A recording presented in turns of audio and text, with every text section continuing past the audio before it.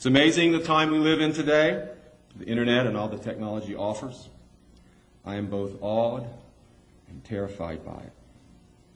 Awed because it gives us so many possibilities to do good much quicker than ever before in the history of the world. And I'm terrified for the very same reason. It makes me wonder about the generations growing up, living during the late 19th century, a period of time when the country was fully engaged in the Industrial Revolution. We, you and I, are living in close proximity to those folks.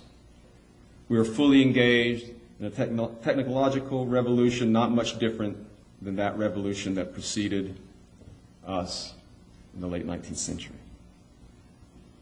It is changing the way we behave in this world, the way we work, the way we play, how we perceive the world around us completely. Technology is changing the face of the workforce that you will be entering in just a few short years, much as the Industrial Revolution changed our country from an agrarian, farm-centered life to that of a city-driven factory one. We are in the middle of the same thing, workers moving out of the office and back into the home, labor-intensive jobs giving away to technology that no longer requires many, but now perhaps just one to do the work. Media, television, radio, movies, all our entertainment has found the need to adjust. Even institutes of higher learning are changing the way we teach and recruit. Just this morning, I turned on my computer, and there was a message from our president, Dr. Anthony Tricoli, telling the college community via email about a cool new ad for GPC on YouTube. I mean, a college advertisement and YouTube as partners? It's hard to believe. But it's happening. Something that just 5 years ago would have been impossible. Technology is changing everything. And I am awed and terrified by that. There's no time to think about what occurs via the internet, to think about a reply to a nasty email or the ability to take it back after it's sent. We are more public today, a more public world. The internet opening front doors to our homes, to your classrooms, your dorm rooms, your apartments. We post a picture on the web, and before you know it, it's being used for an advertisement for Virgin Mobile somewhere on the other side of the world without our permission. Authors have websites and blogs as a way to reach more of a population that doesn't read anymore. We date online. We play games online. Watch television shows and movies online. I even use the web to check facts and dates for this talk today. A click of the mouse and facts that were there before me when it would have taken a whole afternoon in a library or hours going through my bookshelves to confirm dates and events that were confirmed in less than 15 minutes on the World Wide Web. And we cannot hide nearly as easily as we once could. Google Earth has made sure of that. And we can be found in some cases much more easily if that is what we want. Andy Warhol's statement made in 1968 that everyone will be world famous for 15 minutes has certainly come true today. YouTube, MySpace, Facebook, Flickr, Laugh or Die, and 1,001 other places we can go to see and be seen have made Warhol a modern-day prophet if he wasn't already one. So, please, please, please leave Britney alone. Just leave Britney alone.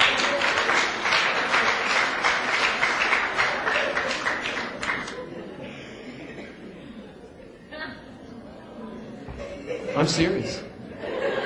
You'll have to deal with me if you don't.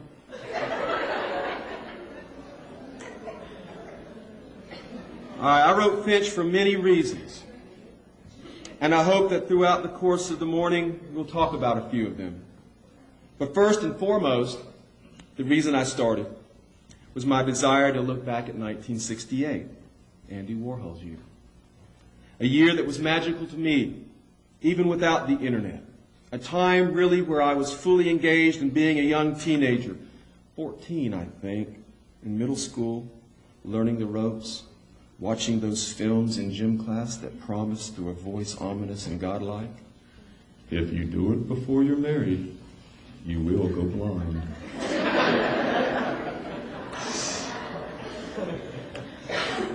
wear glasses today.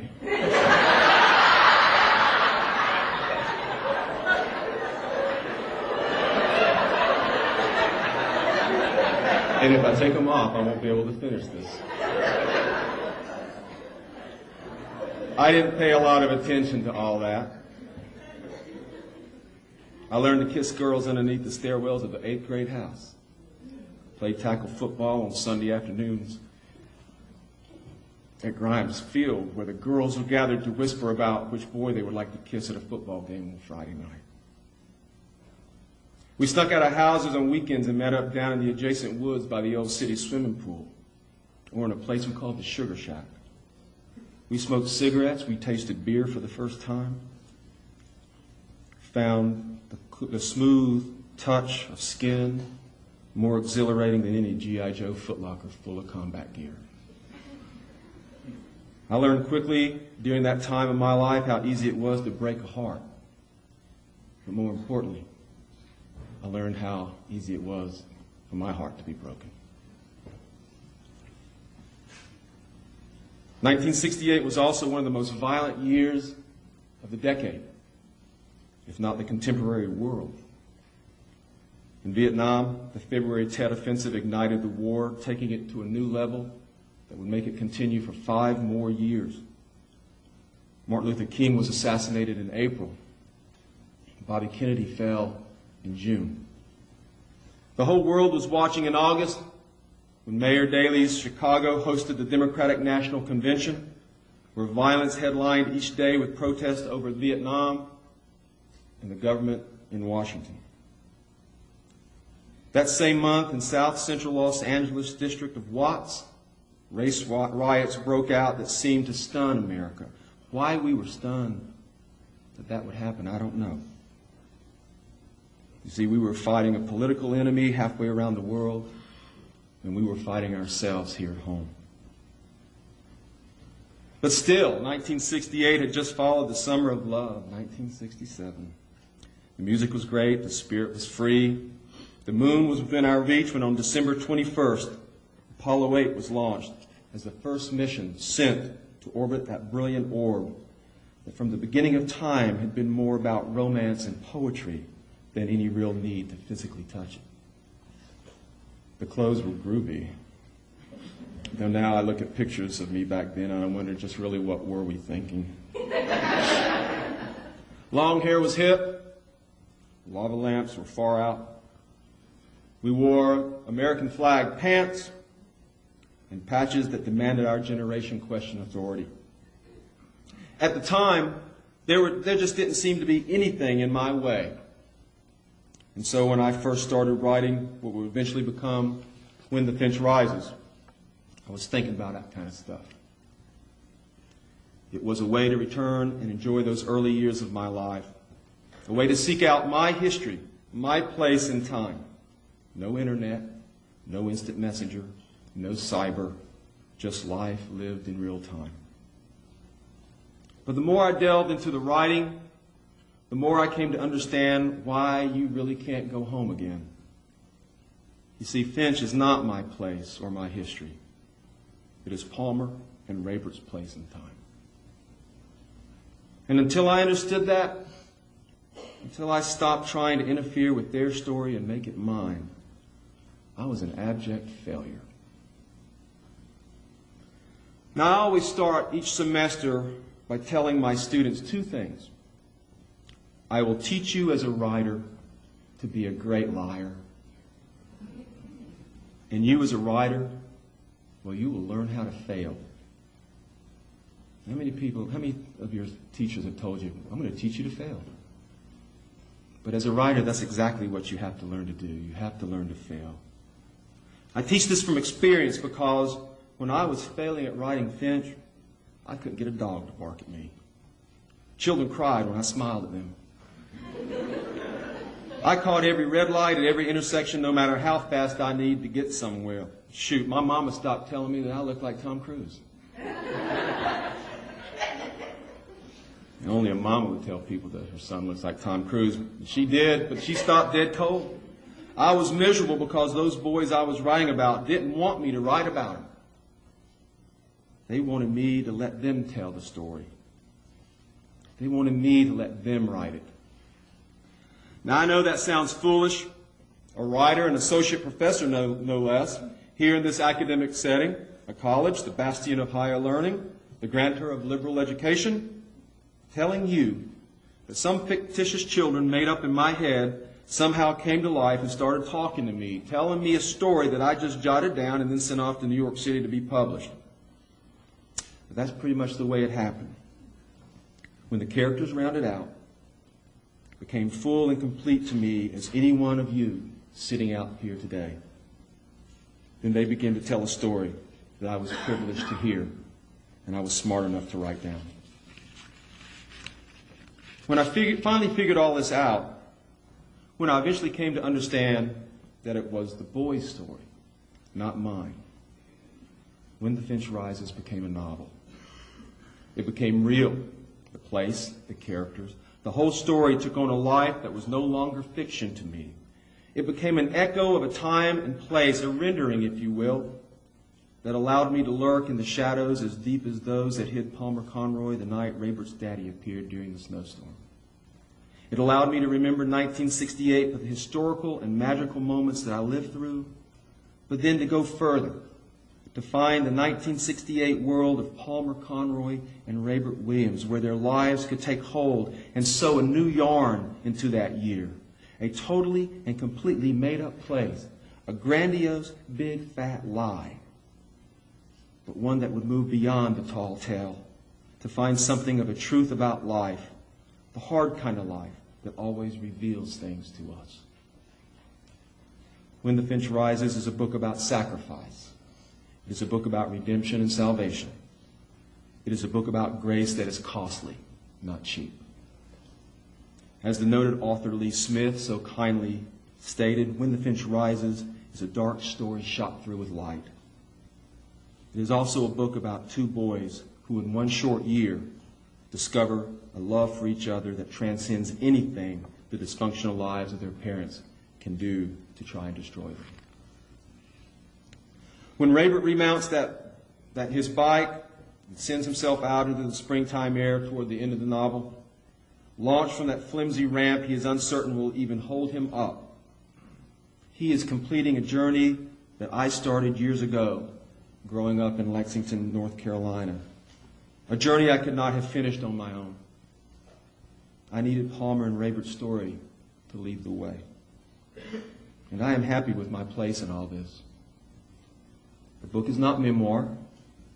It is not autobiographical in the least. It's just a lie, a tall tale. But really it is more than that. It is a story of a time and place I was fortunate enough to grow up in, and one made all more coherent to me and those who read it when it is told by these two 12-year-old boys, Palmer Conroy and Raybert Williams, my boys. Here, can you believe it? Going to college at Georgia Southwestern. My boys. Who would have ever thunk? And so thank you for being here today, for having taken time out of your young and eager lives to sit for a spell and read a story. Now, I know you're a captive audience. I know that you read the book because you were told to. And I know that you're writing about it and you're discussing it, not that you want to, but that you were told to. You're good kids. You do as you're told. And that makes me happy. It makes my publisher happy. Maybe Palmer will learn something from you while he's here. But be careful. He's a sly fox, that boy is. And he'll have you doing things you'll regret if you don't keep your eyes open and your ears to the ground. But now we have a little time together. Paths have crossed that we might learn from each other, I think. So thank you. Thank you for spending a bit of your day with me. Thank you for spending it here with the boys. And I think it would be appropriate at this moment to say, as Palmer Conroy always said, Hi-O Silver, away. Thank you.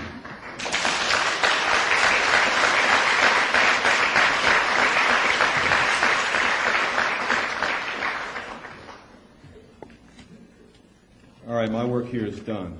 Oh, thanks. I think we have time for some questions if you would entertain. That's not work for me. That's pleasure.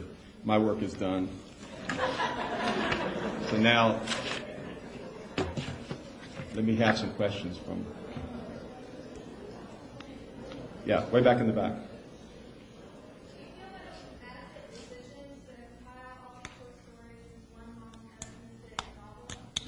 Say that again.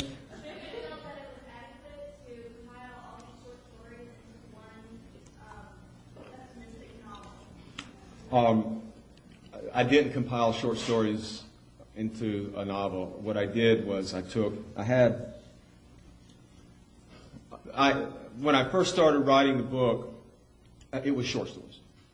And I had about 6 short stories together, Lee Smith and Joe McCorkle, Lewis Norton, various other writers that I had been working with and were my sort of mentors.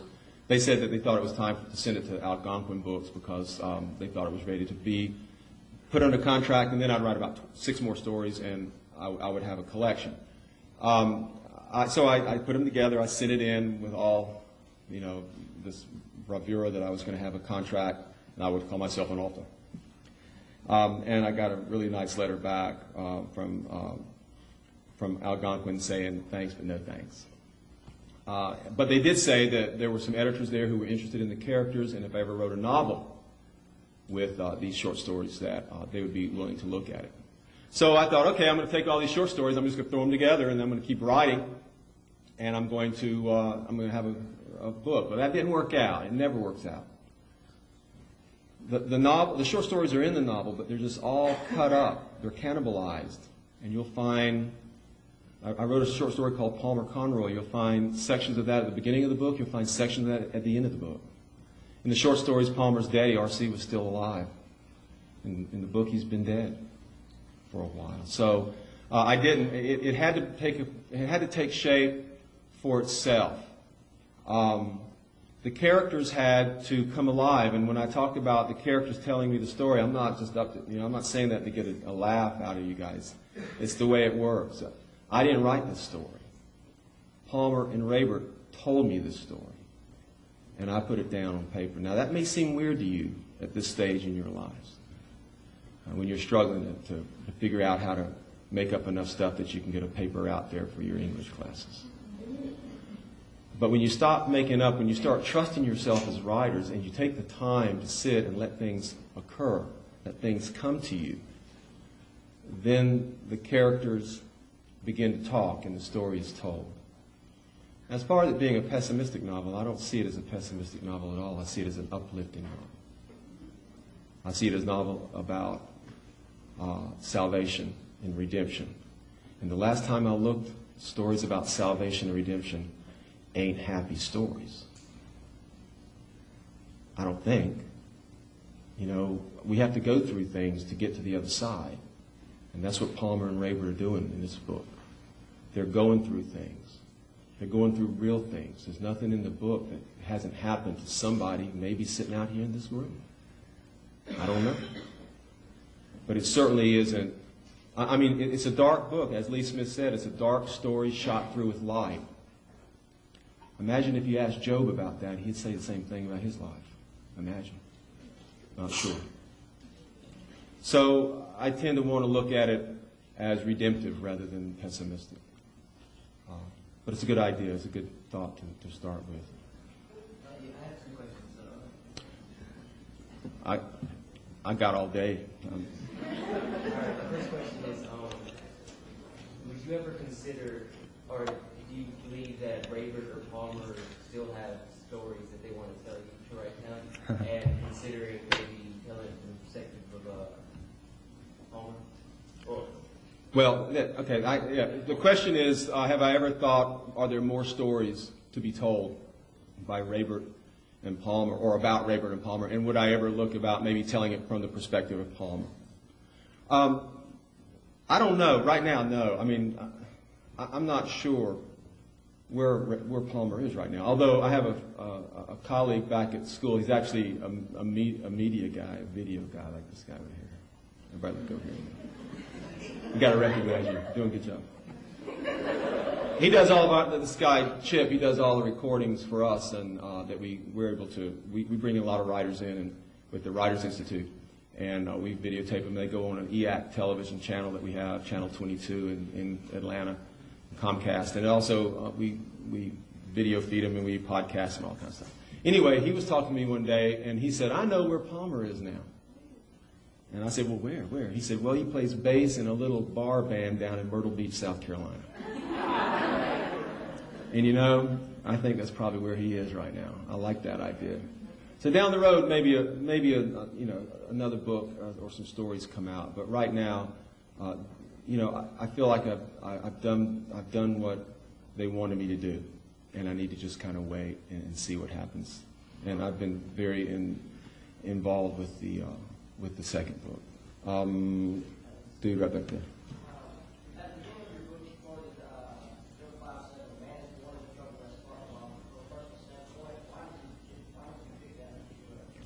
What? Oh, let me look at that.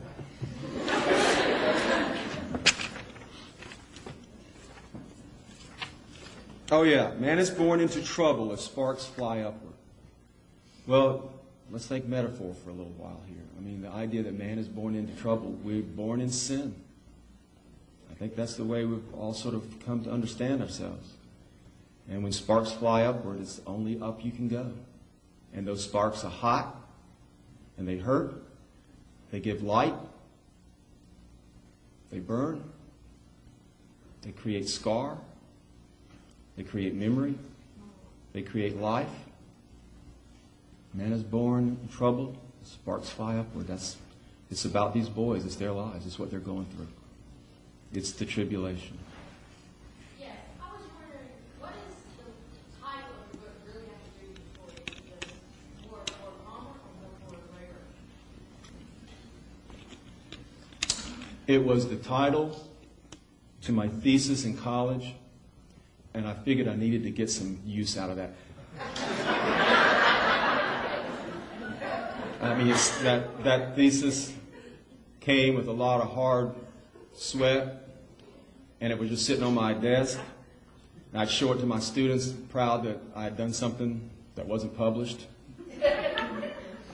And the novel was named Crazy Gone Wild when I turned it in to my agent.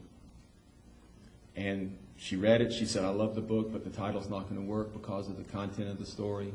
Crazy Gone Wild, there's a lot of books out there like Crazy in Alabama and stuff like this that are funnier than they are dark and serious, and it's just not going to work. So what do you have? So I went through and I found all the other titles of things I'd used in the past. And When the Finch Rises was there. I had the tributary, the large creek that runs through Ellington was called the Finch. It floods, it rises, and wreaks havoc and destruction in the floodplain areas outside the town. And so I thought there's a symbolic reference, a strong reference to that, to that idea in the book. So When the Finch Rises seemed to work, and everyone at Ballantine really loved it.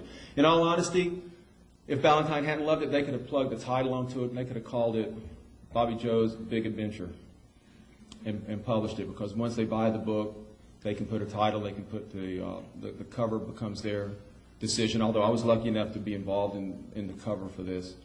But I wasn't involved. Most of you have been reading the paperback. I had no idea what the paperback was going to look like. It was sent to me by my editor and said, with this positive statement, don't you just love this? Which, the subtext of that was, we ain't changing this. Way back there.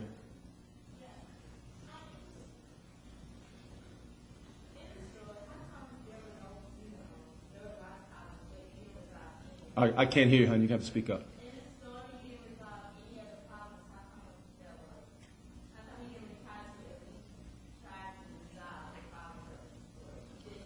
You mean Raber?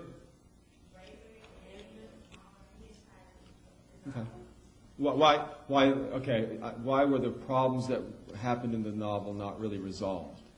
Okay, I got that. I don't know.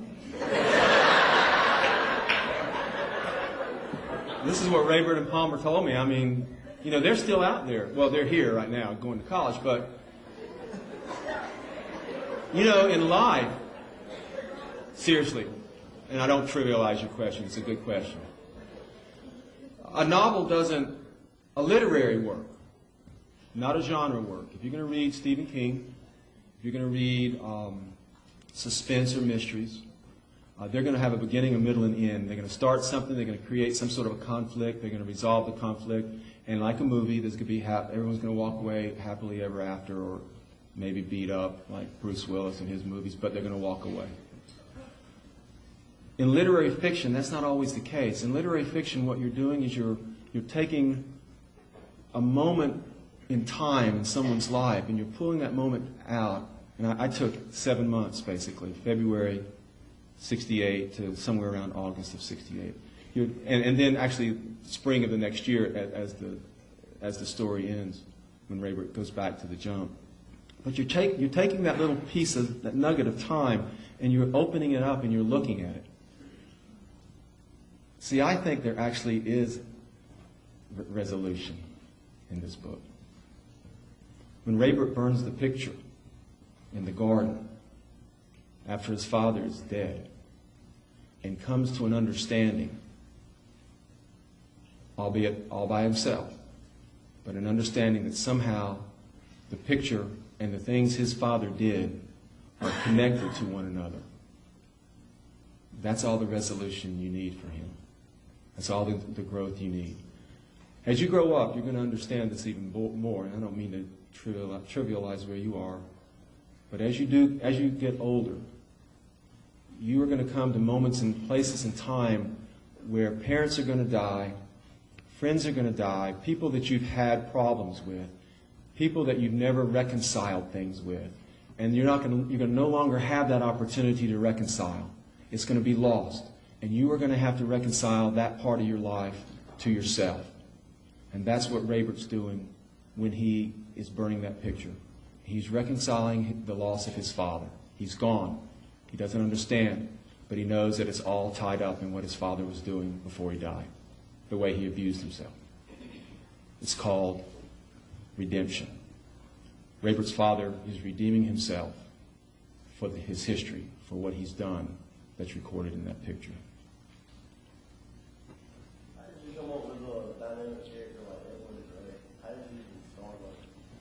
Well, the early, in the thesis, the MFA thesis, Raybert was grown up, and he's the one who drove the truck that carried the cement vaults.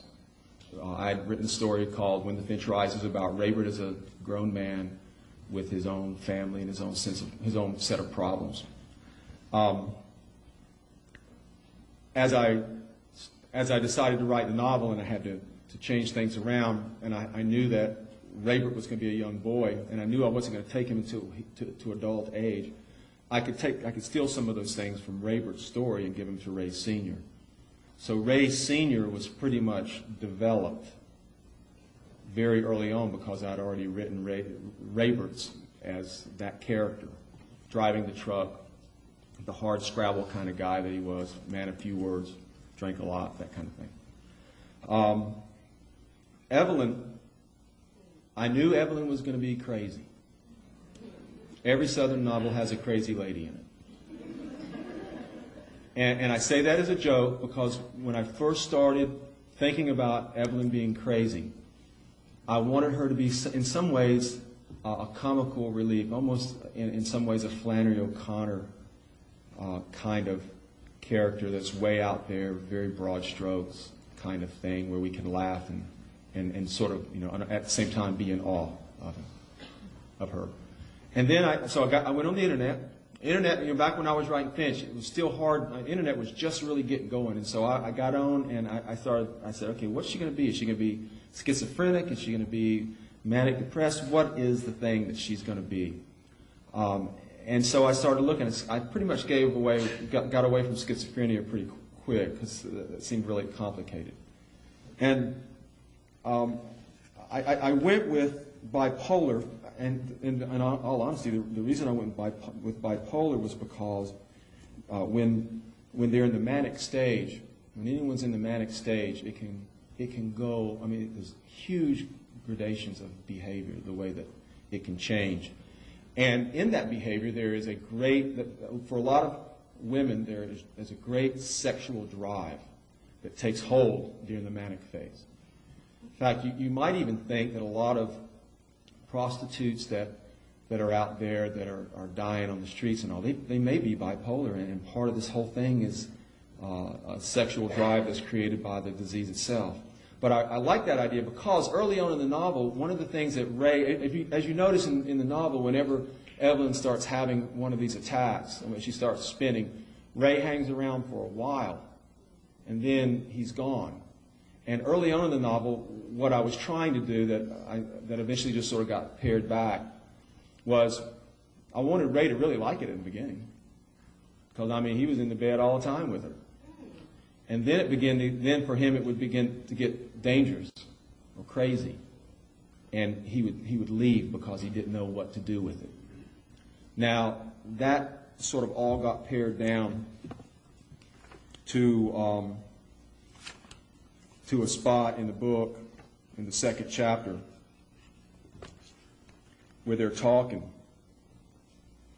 And Palmer says, I could hear Mama and Daddy in the bedroom, Mama vowing never to be sick again. Daddy was talking loudly like he was almost yelling at her for saying such a thing. Don't you think it's promising too much? Don't you think you just set us up when you say things like that? And then it goes on, and he's getting ready to leave, and it talks about the history of the meeting. And then it says, outside the weather was not brightening at all, the sky heavy and dull, ready to deliver more snow. The bleak landscape was terrible. It was in terrible contrast to the heat rising inside my house. And I was disturbed by the images my 12-year-old mind conjured up as I was forced to listen to bed springs squeak and feel walls shake, pictures crooked. These, for the most part, were the only signs I ever knew of Mama and Daddy's love for each other. And that's part of that manic thing that I was trying to work with. So, as the novel gets worked out, and you just don't sit down and write 200 and some pages of a novel and then say here. It gets done over many, many, many pages. I killed many trees writing this book. I leveled forests writing this book. But once I needed those kind of human conditions because I knew that Ray and Evelyn were going to have this kind of crazy, passionate, desperate life and dysfunction in their family.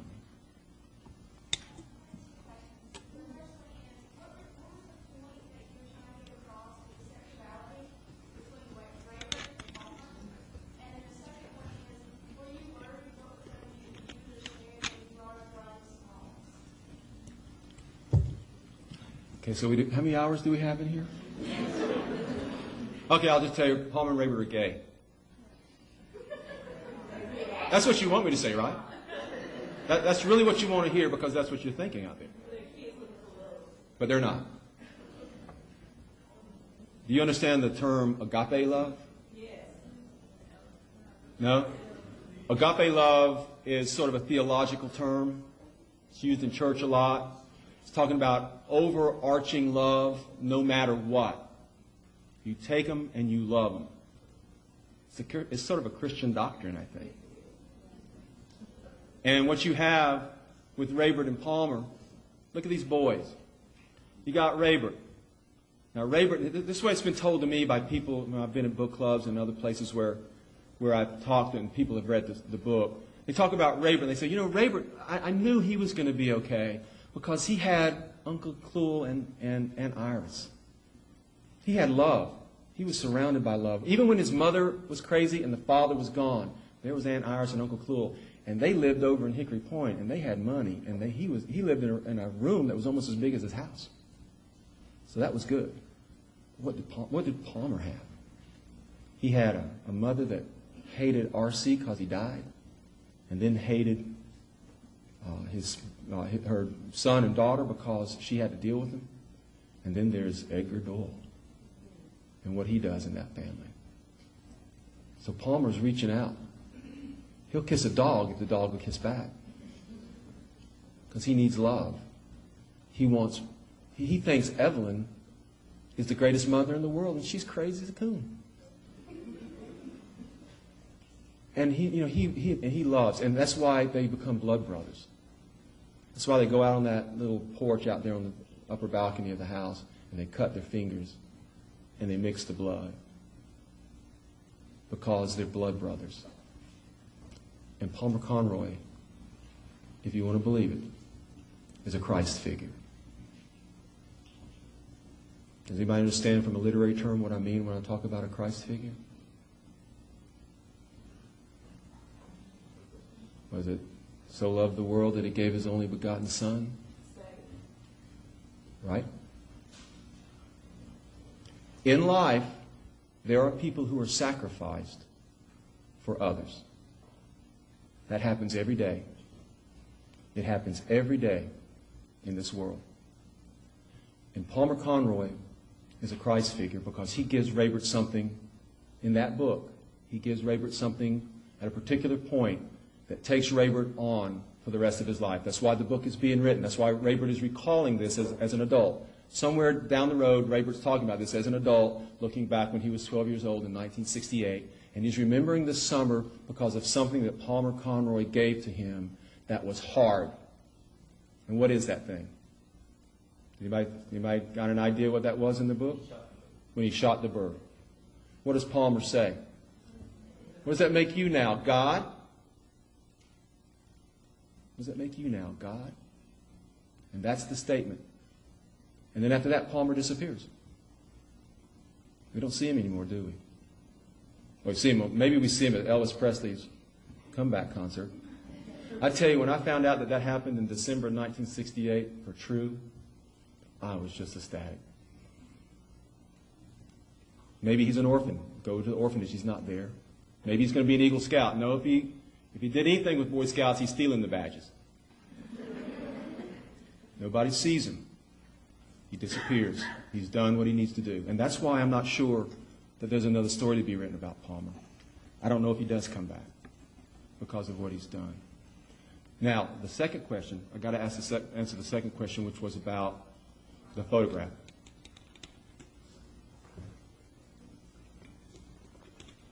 The name Rodney Small comes from two places. Butch Small was a young black man, young black boy that I went to school with, because we were boys back then.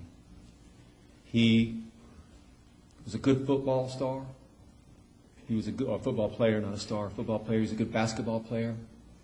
We all graduated from high school, and one day I found out that Butch had died, killed over a drug deal. Rodney was used because of Rodney King.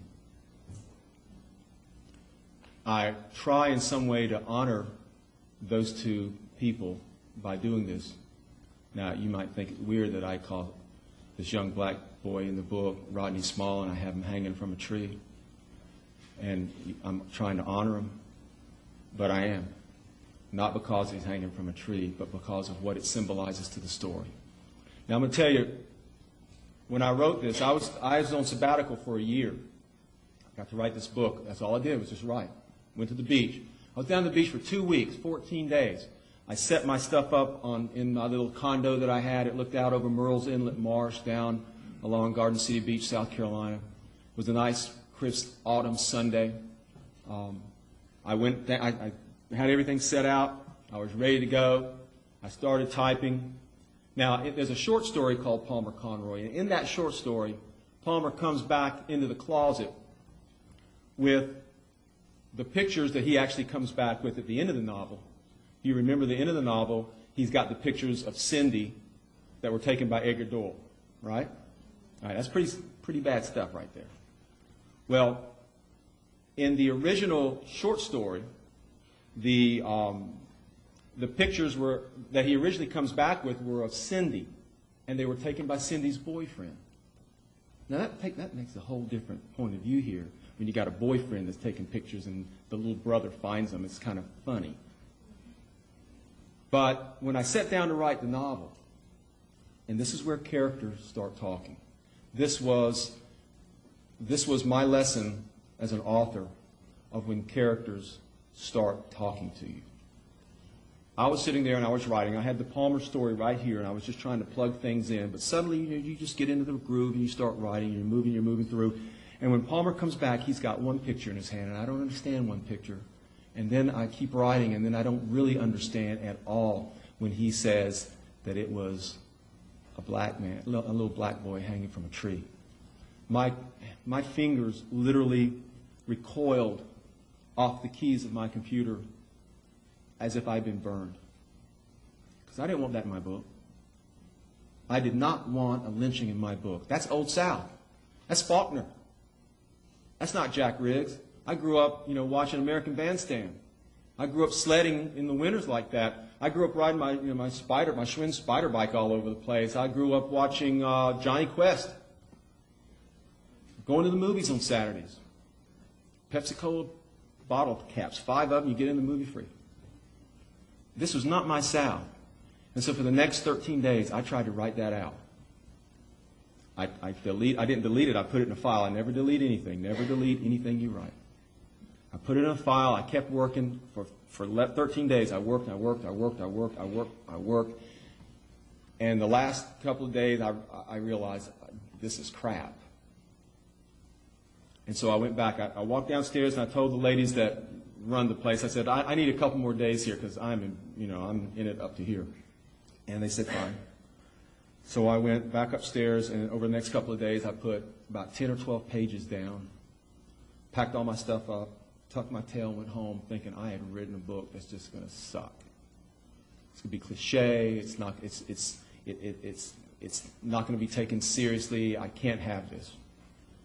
Shortly after that happened, there was a black man chained to a truck in Texas, I think it was, and pulled to his death. Shortly after that, I read in the AJC that that Emory University was doing a whole photographic program in their gallery of lynchings. A couple of books came out that year regarding lynchings. And I realized it was still happening. That eased my mind a little bit. Then what really worked was that moment in the book where Raybert says to, or when Raybert's thinking about this, and he questions whether or not he could be as evil as his father. If he could do the same kind of violence that his father has done in that picture. And then it struck me. Here's an undercurrent that's happening between father and son. Raybert knows something that Ray Sr. doesn't know he knows. And it's a tremendously powerful moment that transcends and holds the book together until in the end, when he's in the garden and he's burning the picture, he's putting it all behind him. He's burying his father, and he's burying, for the first time, Rodney Small. So it became so integral to the book, it had to be there. And Palmer gave me that. Palmer gave me that. And I had to take it. Just like in my new novel, I've got an amazing moment in my new novel that was given to me by one of the main characters, and I can't take that out. I've tried. I can't take it out because it won't make the novel true. And I think Rodney Small, in some way, made this novel true. No, am I done? Sorry. If you need to ask more questions, I think I've got more time somewhere. Thank you.